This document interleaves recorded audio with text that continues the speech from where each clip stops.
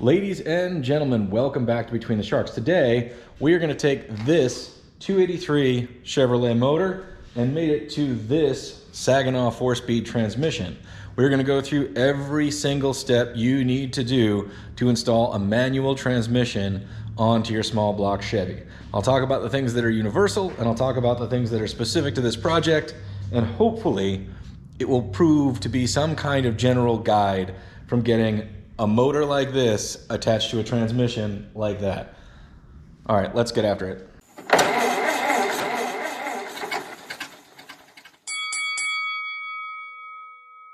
Let's look at all the parts and pieces for this process. But while you're here, would you mind just hitting that subscribe button? I know everybody wants you to do it, but that's because it's a big deal in YouTube land and it's totally free to you. But here we go. This is a 283 I bought off Craigslist. Recently, we went and did a compression test on it. I'll put the video up here, assuming that it's already out. I cleaned it up with a lot of brake clean and a wire brush, gave it a really quick black paint job. It's gonna get new valve covers and a different intake. In fact, one of those intakes before it goes in our 27 Ford project over here. But before we get it into that car, we have got to get it attached to its manual transmission.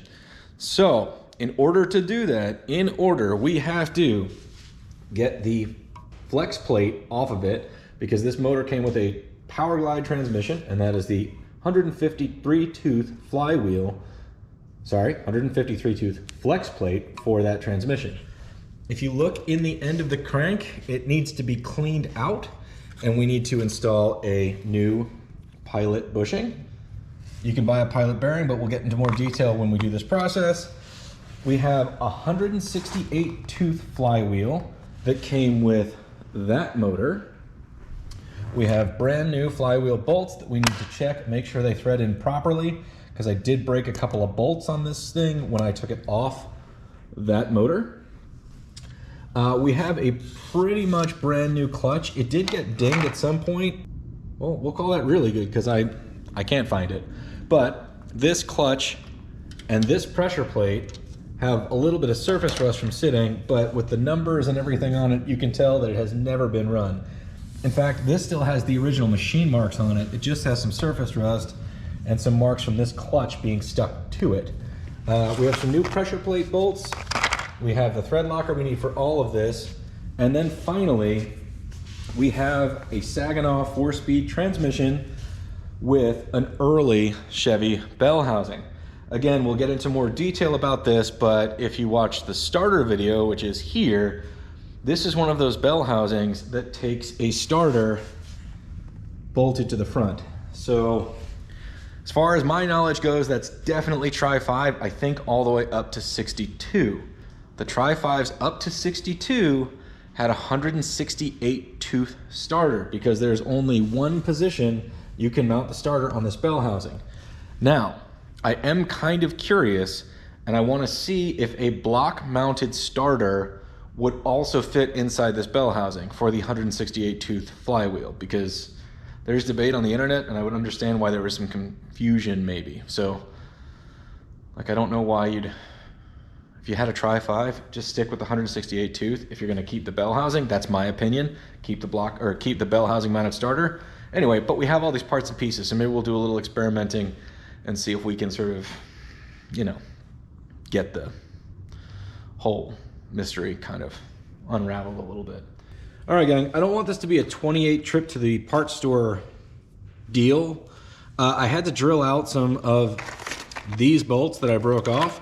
Pressure plate bolts, attach the pressure plate to the flywheel. Flywheel bolts, attach the flywheel to the motor. So I'm gonna put these aside, I'm gonna break these guys open. Dang it, need scissors. And basically I'm just gonna try to thread them in, because if they don't thread in, I need to buy a new flywheel, which kind of stinks, but rather know before I go to the parts store, because, then I can just grab one, spend the money and move on with my life. I already have to go to the parts store to pick up a gasket set for that transmission. The jury is out on replacing all of these bolts every time you install one of these. I mean, these bolt sets are not inexpensive. They're rated, they get torqued down. So the suggestion is Do they stretch just a tiny bit to stay in place? And, you know, does the heating of them, if you've done the right thing and used Loctite, specifically red Loctite, correctly, does that weaken them in any way? And the answer is I don't know. I mean, if I was in a pinch and I needed to get back on the road, I'd reuse them in a heartbeat. The fact that I'm doing this from scratch, I guess, you know, this stuff really does add up. So that's the part I get there, fellas.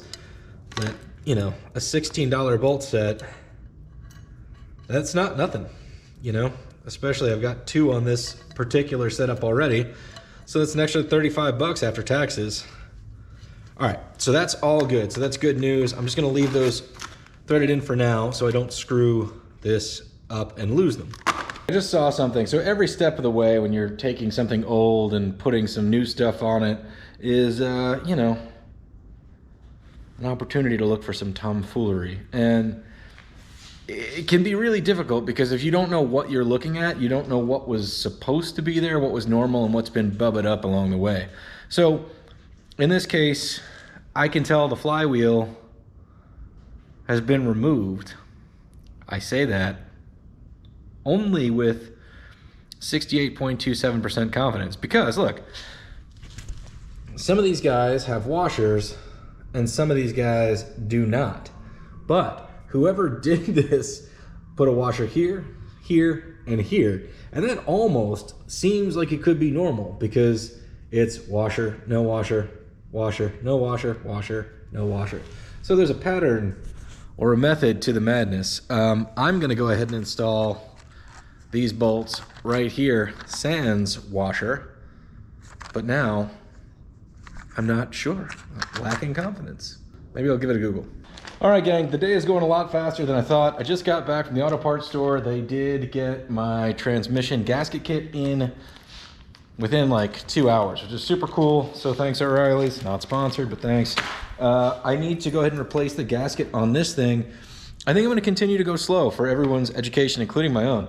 I think I'm gonna pull this bell housing off and slap it onto the engine because I'm curious to know if with this bell housing that has the starter mount in the bell housing itself, if you can use the starter for the 153 words, if you can use the starter for the 153 tooth flywheeler flex plate.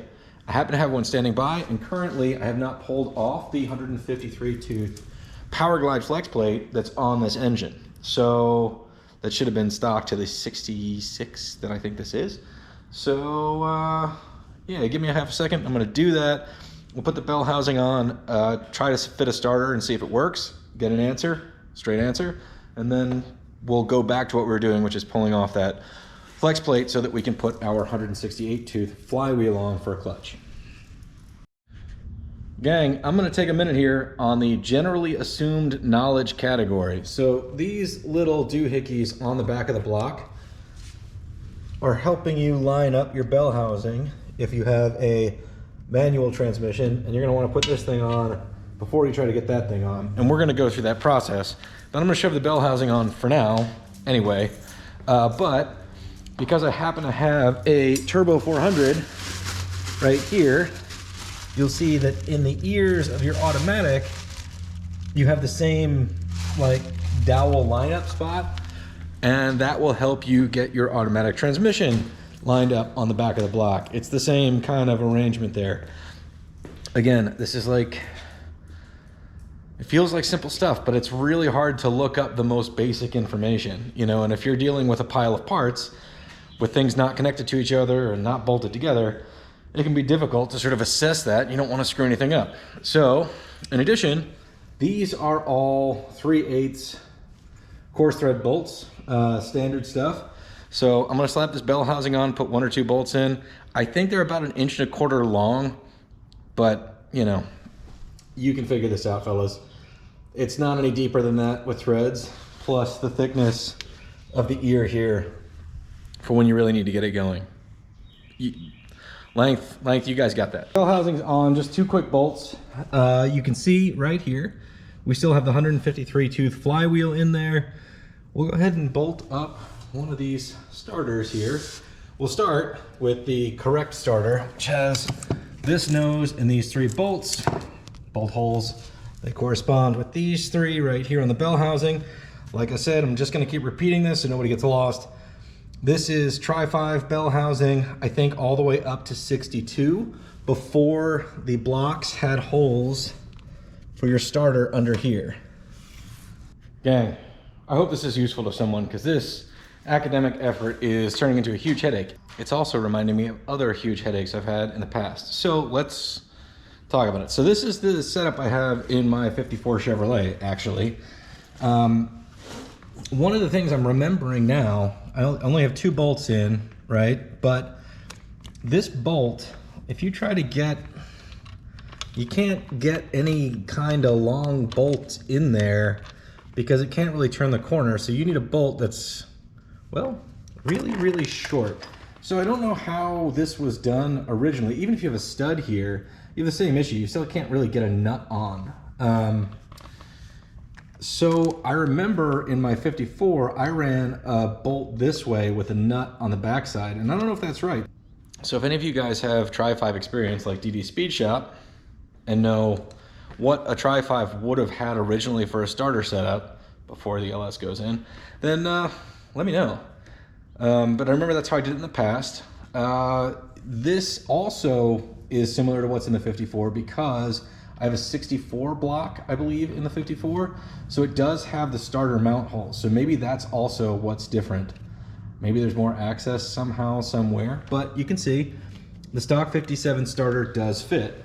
Now I'm gonna try to jam you into this hole underneath here so that you can see that the starter gear is way far away from the ring gear. There's just no good way to show you, but you gotta trust me on this one. I can get sort of a finger between the spur gear on the starter and the ring gear, which means this starter will not work with a 153 tooth flywheel or flex plate. So that is worth knowing. Just for funsies, I'm gonna try to put the starter, the 168 tooth block mounted starter, just to see if that will fit around this thing, because I know it can be made to fit if you trim off some of this, but we'll see how bad it is.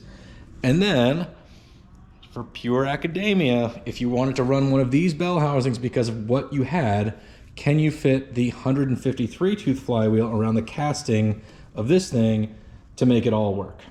I think no, but it's here, boys. Let's just do it. This is already a hard no. The nose cones on these things collide. This one for sure, all in this. If I cut this off, maybe. Not gonna do that. And then here is the the starter for the 153 tooth flywheel that's in there, and it's a similar issue. It would tuck all the way in here, but this whole bottom section is in the way. So I'd say if you were in a pinch and you only had one bell housing and couldn't find or afford a new one, you could cut this thing off and maybe get lucky. But it's probably better to sell this because people want these things and get a different one. Now I have read the forums and all of the things, and some people say that a nose cone that's made out of steel and not aluminum, like this one or like this one, might fit. You can try it if you want. I don't have one here, so my suggestion is avoid it, because if you think about it, let's say your starter goes out and you've got one that fits, but these are both repro, sort of remanufactured off-the-shelf starters.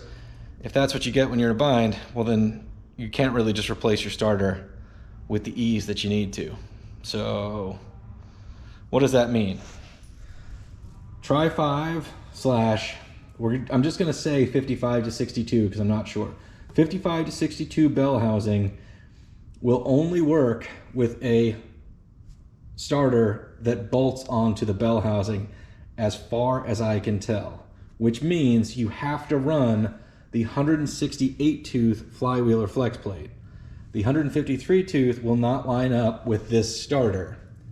And these two starters will not bolt to the block with this bell housing in place. That's as clear as I can make it. That's like solid gold information that can leave you, I don't know, save you many, many frustrations if this is the kind of project you're doing. So yeah, all right, that's what I know. All right, I am going to get back on track and actually start. Man, I haven't done anything. We're gonna start getting started now. So I've got the biggest one of these I have, about the same length as a breaker bar. I just picked this because it's got a ratchet. If these were done correctly, the biggest thing about getting them off is heat. Got some smoke happening. Let's see how this goes. There we go. I mean, I can try it without heating them up, but you'll see, I mean, it's, well, I haven't gave it up. That's not good. Interesting. All right. Well, don't know what to tell you, boys. You're seeing it for yourselves. Huh. I'd have heat on hand just in case yours was done correctly. Pull these out, knock this off, and we'll start reassembly, which is probably where some of you fellers are if you got an engine without a flywheel or flex plate. All right, gang, the next thing we gotta do is knock in this pilot bushing. I prefer pilot bushings to pilot bearings. They serve the same function. A bearing is a bearing, meaning it's got moving parts and pieces. A bushing is just a bushing. And I don't need moving parts and pieces to fail in here. This is an oil impregnated bronze bushing, and it just feels like the right thing to do. That's the part number I'm using if you guys need that. Basically, it goes into this hole here. So I'm gonna get a wire brush, I'm gonna clean all that out. We're gonna put a little grease around the edges and we're gonna jam it in there. Now, if your car has ever been a manual transmission vehicle, it may still have one of these in here, even if it's been swapped over to automatic, because you don't have to take this out for an automatic to work. However, what this does is it will support the front of our transmission, like so. So, there you have it. That's what that thing does. Let's go ahead and get this thing cleaned up and we'll jam it in there. It's just kind of all around gross in there. So I have one of these little, you know, hardware store Jimmy Jams. That's also pretty gross because I was using it to strip the paint off this motor. But it should be good enough. So I'm gonna blow all that out, clean it out with brake clean, and then we'll rub some grease in there. Just so everybody's fully aware of what we're trying to do here, there's a little ring all the way in, well, not quite all the way in, almost 3/16 out from the edge there. So just to illustrate this point here, and zero this out, I'm gonna go ahead and put that guy on the edge of our tab and show you guys what we're dealing with here. We're miking that at roughly 0.76759, and you'll see that this bearing is just a fuzz below that. So when we go ahead and knock this thing in, we want to knock it all the way in so it's at a solid stop, which means it will be flush with this surface or a little bit recessed. All right, so I'm going to go ahead and give this tiny little bit of bearing grease, just because, you know, I don't want to deform it when I'm knocking it in. A little bit will help. Just gonna go ahead and get the inside of that there, just a fuzz. Kind of feel it sort of line up. Tapered edge goes out. Tend to use a socket that's slightly smaller.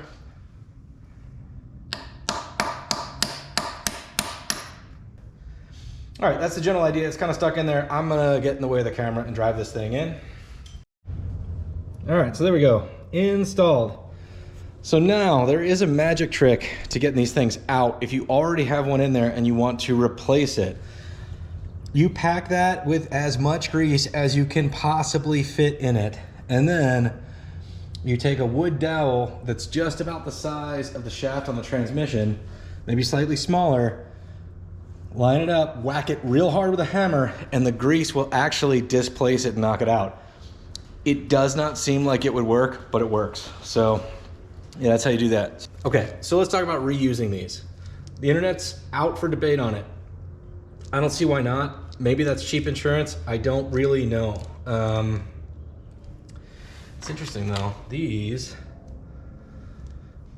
are shorter than those, so maybe flex plate and flywheel bolts are actually different because the flywheel is thicker than the flex plate, which is something worth noting because this says specifically flywheel bolts. It's about a 1/4 inch difference, so keep that in mind. All right, you'll notice an errant hole here. It's for a lineup pin that doesn't exist on this for some reason. I don't know if it got knocked out at some point or what, but we'll still use it as a reference. My hands are a little gross. We will indeed need to clean this very well before we put our clutch on, but we got a second before that happens. All right, so I'm trying to line up these holes as well as possible before I kind of knock this thing on. Which this is really heavy, so you gotta be careful because wanging it may knock it off more than it puts it on there. So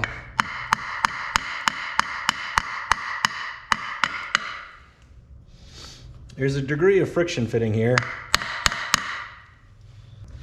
Now I'm gonna get all these guys on hand tight. Might even tighten them down with a wrench a little bit just to make sure this thing is fully seated where it's supposed to go. And then we'll pull them back out, Loctite them, and torque them down in a star pattern, meaning we'll go diagonals. This is like very many automotive situations. You want to get everything in threaded and started before you tighten any one thing down. Otherwise, you're gonna be loosening that one thing up. I was looking at the torque specs on this because I don't know that stuff offhand. 65 foot-pounds, and the debate raged on about blue Loctite or red Loctite, and I'd love to know what you guys use, so put it in the comments. We're gonna go with blue. It's what came with the bolts, so we're gonna call that, you know, a sign, but I can understand if you used red Loctite as well. It's nerve-wracking, that word permanent, commitment phobic. I'm gonna go ahead and back these off one by one, get the Loctite on them.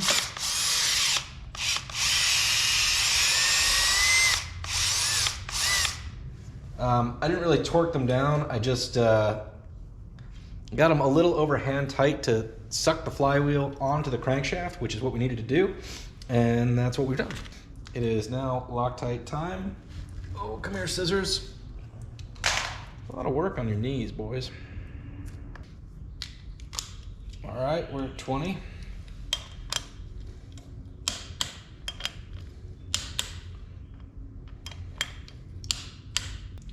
Let's bring her up to 40.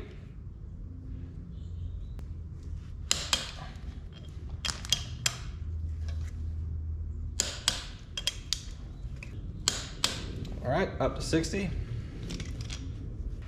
Anyway, you don't need to watch me torque this. We're gonna get it torqued to 65 foot-pounds. All right, now that we've got the flywheel installed, we need to clean it because we need to install our clutch now. It's kind of a process. Let's just do it. We want no grease on the surface that touches our clutch. As far as I understand, if you get it greasy, it's kind of like when you get grease in your brakes. It's just kind of grabby, actually. So I just hit it with some brake clean. I'm finding a clean part of my rag. I'll just give it a quick wipe just to make sure there's nothing really on it. New flywheels do come with sort of a rust protectant on there, like a thin oil that you are going to want to get off. So now, some of you guys that are seeing this surface rust and stuff, you're not wrong. It would be better if it wasn't there, but I'm pretty convinced after my first couple starts in this car, the clutch will resurface that right down to brand new. Now, with a clutch disc, there's two sides to a clutch disc, right? Easiest way to tell is you got springs sticking up on one side, but not on the other. right? There you go. Springy side, this is out. Then we'll need to clean this pressure plate and it goes on over everything, but we need to line it all up. And that requires this tool.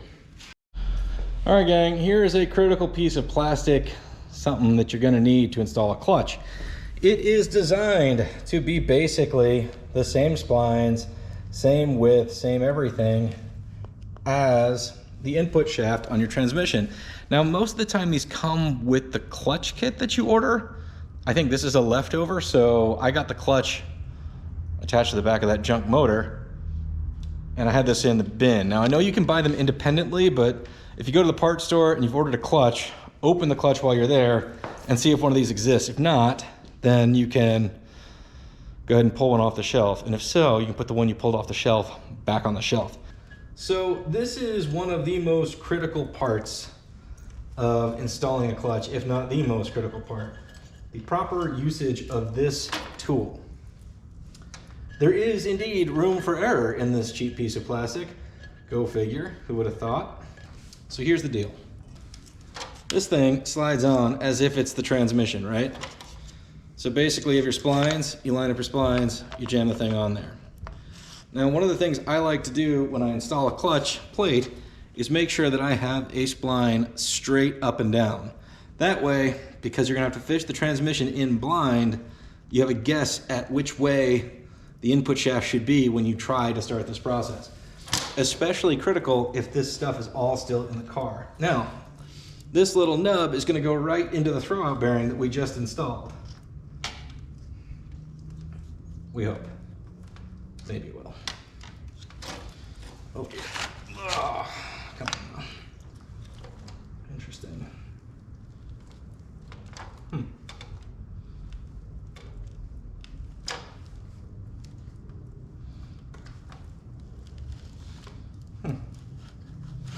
Just feels a little tighter than it should be.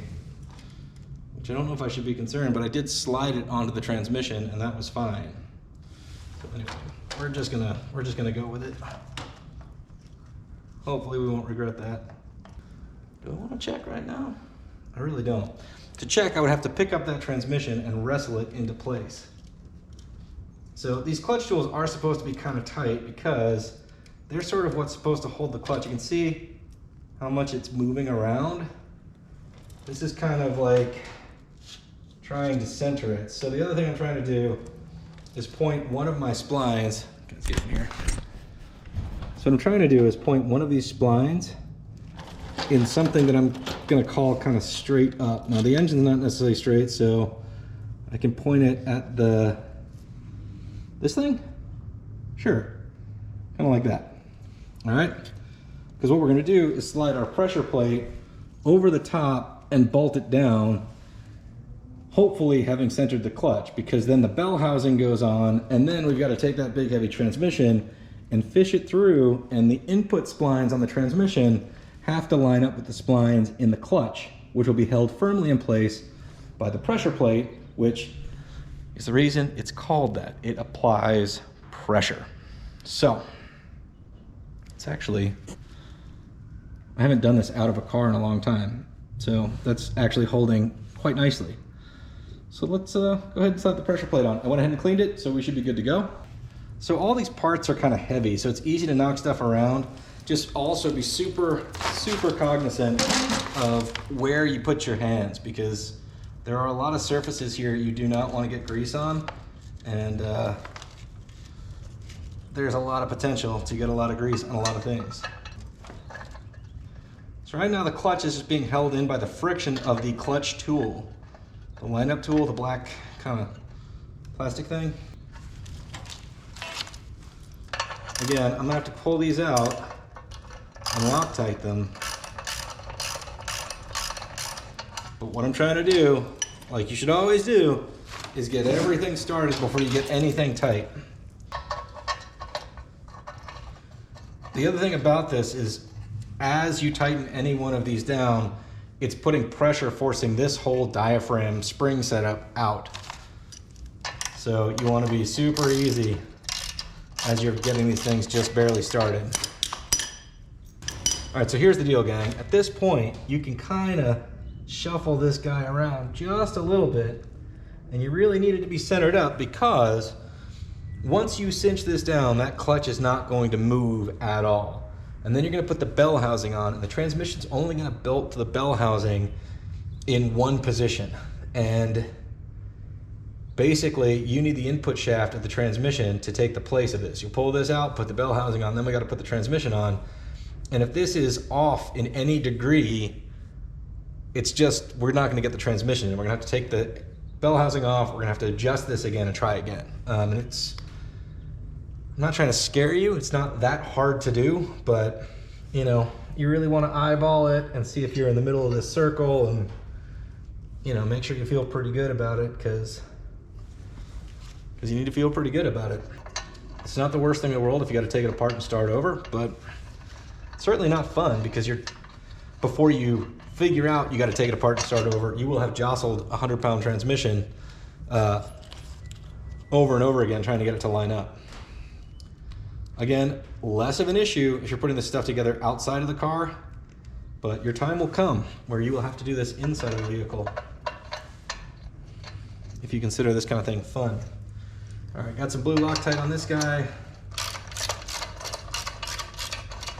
For now, I'm just gonna work this around in a circle because we're not tightening anything down, and then we'll do it in our star pattern, just like you would expect. Well, that seemed to do it. All right, moment of truth, gang. We gotta tighten this guy down and then torque it to 35 foot-pounds. I'm gonna call that groovy. All right, I'm gonna do my best to explain how a clutch works. I'm not that great at it. A lot of people have trouble grasping the overall concept. And that's fair until you actually see it work. And what I mean is, until you're really trying to troubleshoot why your clutch isn't releasing, or, you know, your gears are grinding or whatever. So let's go with what we got here. Right now, we have a flywheel bolted to the crankshaft, meaning if the engine's running, that thing is spinning. That's just how it goes. Then in here, this little black line is our clutch plate with two friction surfaces that kind of look like weird brake pads. This is the pressure plate. It's called that because it applies pressure to the clutch. At this point, the clutch is engaged. Engaged, right? To disengage the clutch, you have to press all of these in at once. This is like a big spring. It's a diaphragm.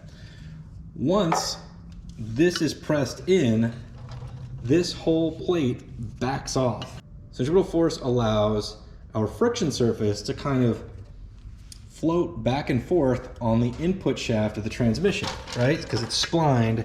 So it'll basically kind of slide off just a little bit. So this will continue to spin, but because our input shaft is splined, and so is our friction surface, when our friction surface is pushed against the flywheel and it's forced to spin by this pressure plate, it takes the input shaft of the transmission with it, thus spinning the gears inside the transmission and making the car go. However, if you push all these fingers in and this backs up, while the friction surface remains splined onto the transmission input shaft, it can actually float off of the flywheel, and there's nothing holding these two surfaces together. So basically, this spins and this no longer does. And as we've seen with our little end of our input shaft, as it were, remember, just like that one over there, that continues to have the engine spin around it, right? While this remains still with the input shaft in that pilot bushing that's spinning. Then, when this is released, back to the state we see it in now, it smashes all these things together into a sandwich, and the splines are locked into the friction surface, and everything spins as a unit again. I know that's kind of long-winded, but it's how it works, gang. So I know it doesn't feel like, because there's no disconnect, right? We never disconnect the engine from the transmission. What we do is stop applying friction to force all these pieces together. And naturally, when that friction is removed by pushing all these fingers in, everything kind of spins freely. It no longer grabs. So how do we get those to release? the throwout bearing, right? This is an interesting bearing because the face of it spins. And it slides over the input shaft and mashes down, giving equal pressure all the way along all of these fingers, forcing it in, which pulls this back, which allows this friction plate to float. Now these guys mechanically live on that little clutch fork. So when the clutch fork is activated, it pushes this bearing in and out. That's basically the deal. More modern transmissions, T5s, etc., have a hydraulic version where you push the pedal and it hydraulically pushes this thing forward, but the function is exactly the same. How it's done is different because that's a lever and we are going to try to run a mechanical setup, but if it doesn't work for a lot of pedal setup reasons, we will go to a hydraulic clutch, not a hydraulic throwout bearing, because hydraulic throwout bearing has two lines that go to this thing and it sort of extends and contracts. A hydraulic clutch would sort of work like a solenoid and just mash that arm. So anyway, we now have to get the bell housing on over this. We need to grease this thing. We'll go through all those steps, put the bell housing on, and then we've got to install our transmission. So, and we hope we've got everything lined up. So when all those pieces go together, the transmission will slide right in to a happy stop. Let's keep going. All right, there's a lot of debate about greasing a throwout bearing. It depends on which one you have. I think this is actually stock 1957 style, so it does not have a groove in here.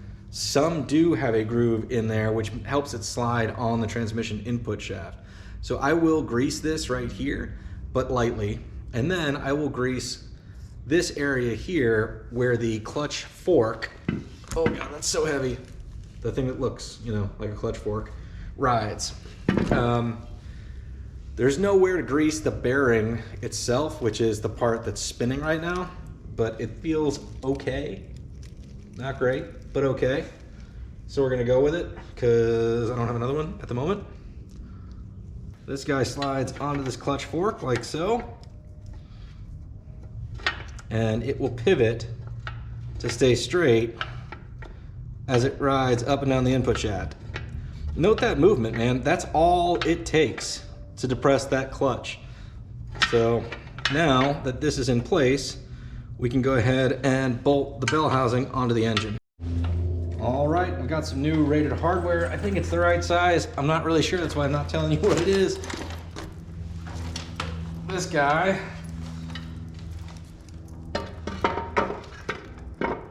So I'm lining it up onto the lineup dowels, you see. The lineup dowels are pretty tight, and once these things get, yeah, that'll be great, a few layers of paint and stuff on them, they become real tight. Get every bolt started before we tighten any bolt down. And then we'll see if we can get this transmission to mate up to this engine through the clutch. I think we'll be able to, but you never know. Sometimes they just fight you. All right, so I got this new set of gaskets here. I need a side cover gasket because I did pull the side cover off for inspection, and while I put this gasket on, works like all the other gaskets. Why don't you take a look inside this transmission with me? We did this technically last night. All right, so two things you gotta look at when you're digging into one of these old transmissions. You are looking at both the gears, right? We'll just keep it simple. And the synchronizer gears, the lineup gears, right? So the big gears, we've got 4, 3, 2, 1. And we can turn the main shaft. What we're looking for is cracks. I'm not seeing anything on 4's looking good. 3's looking good. Looking at 2 and 3 at the same time. All right. That's all looking good. Now, I'm gonna point with a screwdriver. These little fellas, the synchronizers, here, here, here, and back here, those little guys are what wear down the fastest, right? Because this collar and this collar, they slide back and forth, right? That's what these guys hold on to, this spot and this spot right here. And in order for this collar to slide over, it lines up with the synchronizers. So I don't know if you guys can see the shape of that, but those look great. Let's draw a little picture. So that is kind of the shape of the tooth. It took me a couple times to like get it right. And as it wears down, this little top edge starts to come off and eventually keeps wearing and wearing until this little bit only has a tiny bit coming up from it. Some people say they're built like a little house, and when the roof is worn down and the walls are worn down to the point where the foundation is wider than the walls are tall, right? Then you're really running on empty. All of these look surprisingly okay. The word on the street is this set is the one that goes the worst, or ends up the fastest, because the shift from 2 to 3 has more, it's sloppier for people driving, generally speaking. And then 1 to 2, because 1 to 2 happens all the time. So I don't know. I have seen enough to put my blinders back on. So we are going to continue with this process. Could have been way, way worse. All right, so overnight tomorrow happened. I got back out here. We installed the new gasket on our 4-speed. I dragged out the transmission jack thing. You don't need one of these. I happen to have one, so I'm gonna use it to make my life easier. These are super helpful if you have to pull a transmission out from under a car though.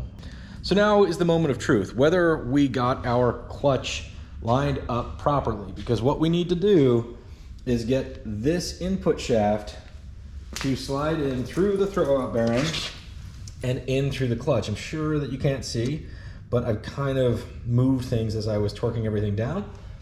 So I know that I have a groove straight up and down, so I'm gonna align my input shaft based on that. And yeah, basically we need the engine to be level and the transmission to be level or at equal angles or whatever, so it can slide directly in through the clutch into the pilot bushing. Everybody says this, I'm gonna say it right now. If your transmission is not going in, do not force it by bolting it and making it cinch down. That's just not a thing that you wanna do. It means something is wrong. So if we can't get it to go in there, we're just gonna have to pull this stuff back off, adjust the clutch, try again. That's how it's gonna go. So I'm gonna get these things lined up at my first starting point, and then we'll pick it up from there. All right, gang, so I cleaned this up. I just used 220 sandpaper, wrapped it around, and kind of did a little polish job. I've got a little bit of pitting right here, which is not my favorite thing in the world. I cleaned the grooves out with a wire wheel on the drill and hit everything with brake clean per usual. I'm gonna put a thin coat of grease on all of this stuff, and then we're gonna try to stick them together. All right, gang, this is the tricky part. No matter what, there's no good standard for any of this, but basically, it's kind of like lining up a pool shot. This needs to go in straight through at the same angle as the engine. Sometimes you're stuck doing this in a car where the transmission is still in the car and you gotta get the engine to meet up. Sometimes you drop the transmission out of the back and you gotta squeeze it into place with the engine already on its mounts. Or the best situation you can possibly get is having both outside the car. That should make it easiest.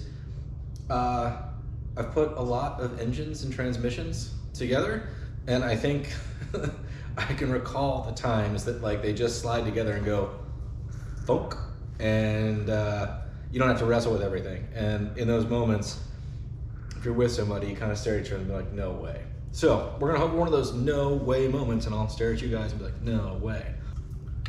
Put it into gear so I can move the shaft by hand.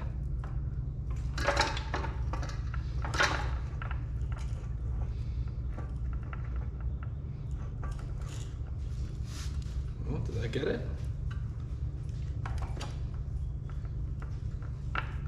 All right, it's in there because I can't turn it by hand anymore. So now what's holding me up is the input shaft of the transmission is not lined up with the bushing. We're into the clutch, but not quite into the bushing yet, which is the trickiest part. That's what this gap is right here. This is exactly what you do not want to cinch up just using bolts. Like, it really does need to find its way in there on its own. I'm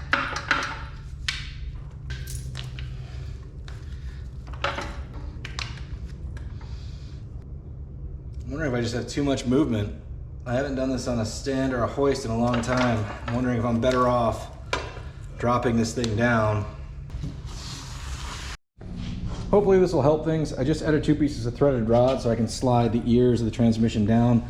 I mean, one of the tricks is that once this is engaged in the clutch and this is engaged in the throwout bearing, you're balancing the whole back of the weight of the transmission off this input shaft, which is not what you really want to do, while trying to find this, you know, its happy little home, which, you know, it's just got to go in there, and you got to jostle this whole heavy thing around to do it.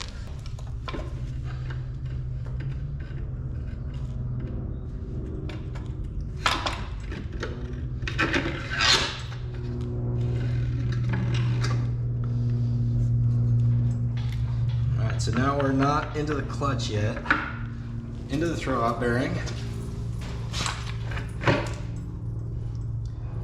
into the clutch, but not into the pilot bearing. Pilot bushing in our case.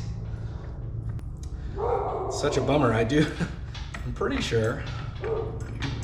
I mean, usually the back of the transmission wants to go up in this case, just because the weight's dropping it down.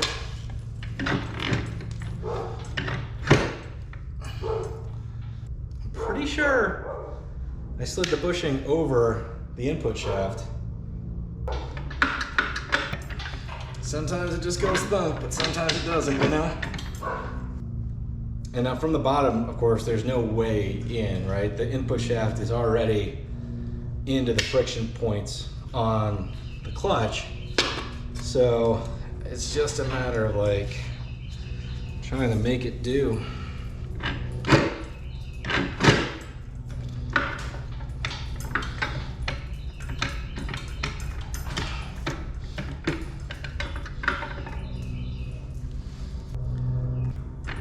Oh no. I'm gonna take a break before I break something.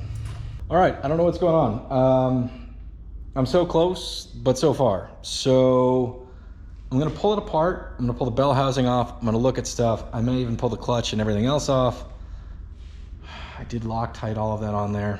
Dang it. I guess we'll see, because I guess the issue that I'm having is this clutch tool was way too tight, or really tight feeling, but I'm pretty sure I slid the pilot bushing over the transmission input shaft. If I did, well, I'll put the clip right here. Will support the front of our transmission, like so. All right, so I went back and watched the footage, and I slid it right over there. So I'm gonna take another close look. Basically, if the bearing retainer is over that, then that's done. We're clearly splined into the clutch because I can no longer turn the tail shaft while it's in gear. I mean, we are, you know, the input shaft away from being mated up, and it did fit, but it was a tight fit. So I might try to depress this clutch, but that's going to take a monumental amount of leverage to see if that'll help things wiggle around. And then I might resort to doing the thing I said not to do, which is cinch it down with the bolts. Don't freak out. We already know that we're splined into the clutch, all that jazz, unless it's hanging up on one of the grooves on the input shaft, one of the rings, which I guess is possible, but I don't know. I don't know. I mean, it is so tight on there.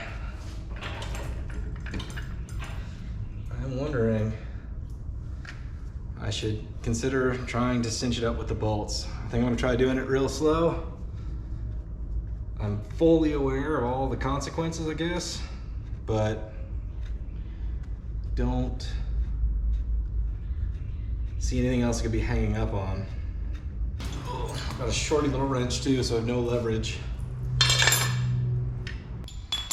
I mean, my thought is if I could ease it in with this tiny little wrench, then probably all right. He said, wishfully thinking.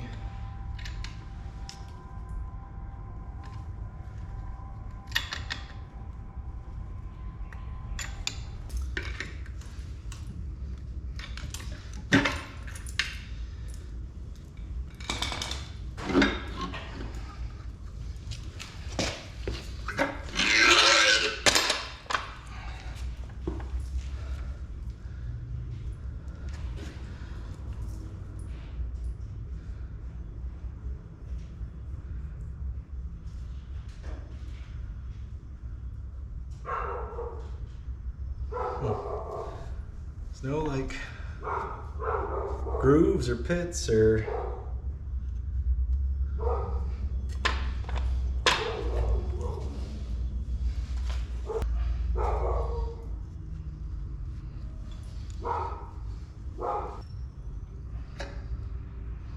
that's sliding straight in.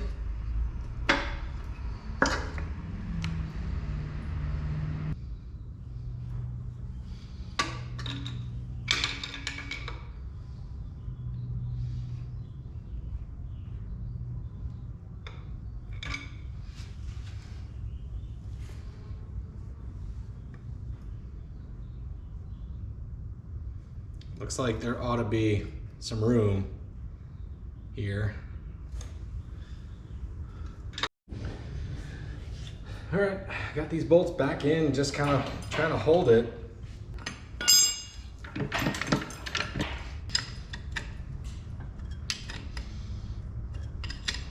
I don't love what I'm doing here, but it's working. And this is not taking a lot of wrench, so I'm hoping I'm all right.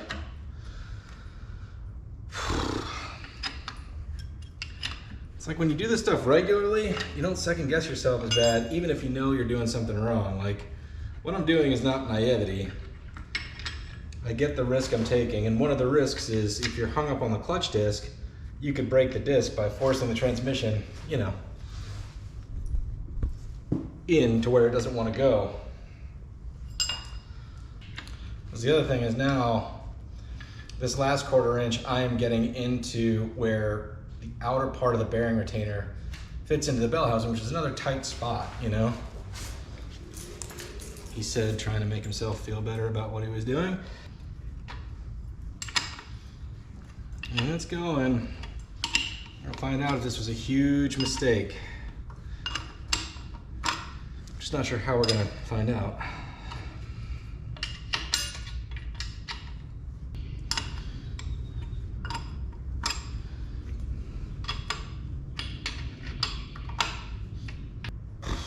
Pretty confident I did just sneak it into the pilot bushing, and that's all that was hanging up.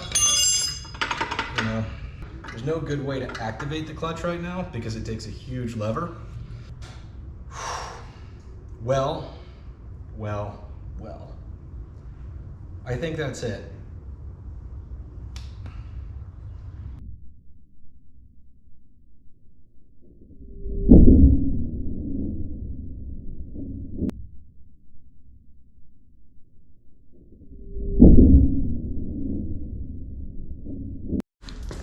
All right, well, in a very ghetto maneuver, I used a ratchet strap that's not rated nearly enough to sort of see if the clutch would function at all.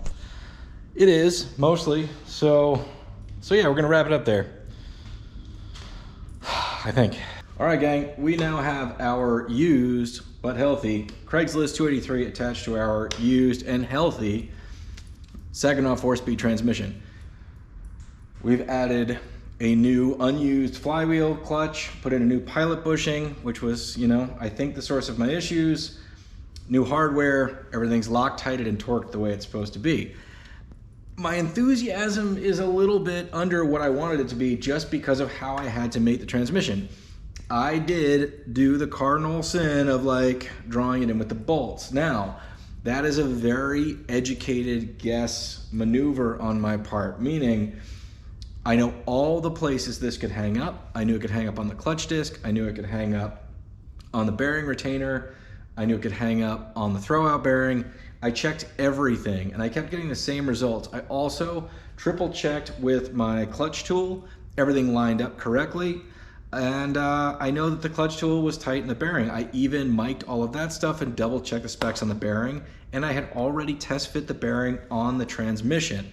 So, is it still possible I caused some damage?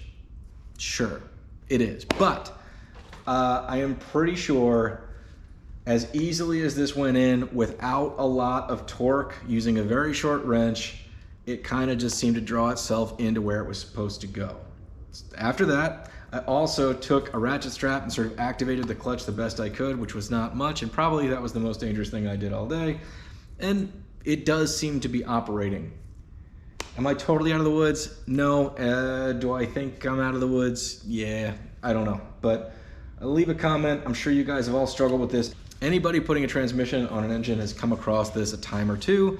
If you've got any tricks or solutions, put them down in the comments. Also, I will note for those of you folks doing an automatic, you have the same issue about drawing the bell housing bolts up. If your transmission is not fitting right, there are two little teeth in your torque converter that need to fit into your pump and be seated all the way. And if that's your issue and you cinch it down with bolts, you could break the pump in the transmission. Just saying that. Now in this case, if I'd really screwed it up, I could have broken the clutch disc or warped it if the splines were caught, and or broken the ears off of the transmission if I tried to go at it too hard and things were binding up. Meaning things weren't aligned and the input shaft was not going into the pilot bushing properly, or the splines were jammed up against the clutch. I checked everything I could the best way that I could, and I feel reasonably confident that we're gonna be a-okay with this one. I wouldn't quite go so far as this is do as I say, not as I do. If you're gonna do this, short wrench, 1/8 turns at a time, make sure nothing's really like not wanting to go, because if that's the case, you know, if you use a big long wrench or an impact, there's all sorts of trouble you can have. Well, again, I don't think I've made a great example of this, but we're gonna run it. I'll let you know if there are any problems and I will own them. Until then, good luck on your projects out there. We will see you next time on Between the Sharks.